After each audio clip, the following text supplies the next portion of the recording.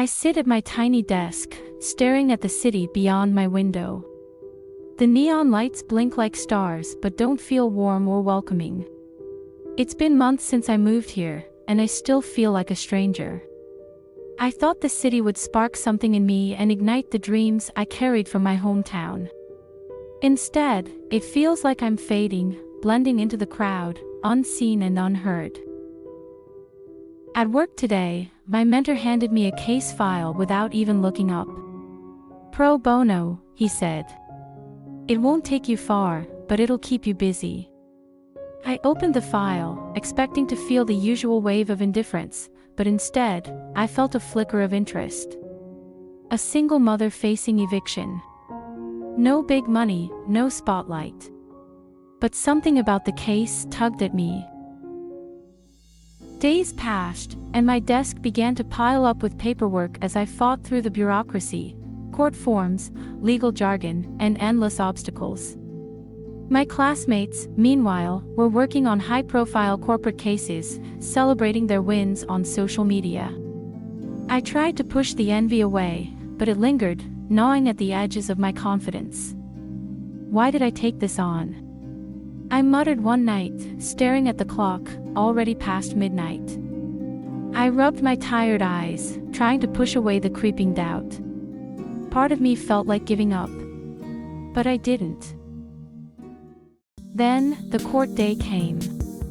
I stood beside my client, her hands shaking as we waited for the verdict. When the judge ruled in our favor, it felt like the air had been punched out of me. She turned to me, tears in her eyes, whispering, "Thank you." And in that moment, I realized this was why I became a lawyer, not for the title or the money, but for the people who needed help the most. That night, I walked home feeling lighter than I had in months. But reality hit me hard the next day. My mentor pulled me aside, his tone sharp. "You can't waste time on cases like these if you want to get ahead. You're not here to save the world. Focus on what matters." His words echoed in my mind all evening. I knew he was right, at least in the eyes of the firm. But deep down, I couldn't abandon the work that gave me purpose. I thought long and hard, but ultimately, I made my choice. The following day, I calmly told my mentor and peers I'd keep working pro bono. I wasn't here to climb the ladder at any cost. I was here to make a difference, even if it meant sacrificing the big cases.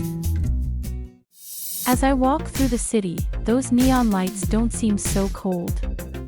They glow, reflecting off the wet pavement like beacons. The streets hum with life, not chaos. The city, once overwhelming, feels different. Not because it's changed, but because I have. This place, with all its noise and struggle, finally feels like mine. It finally feels like home.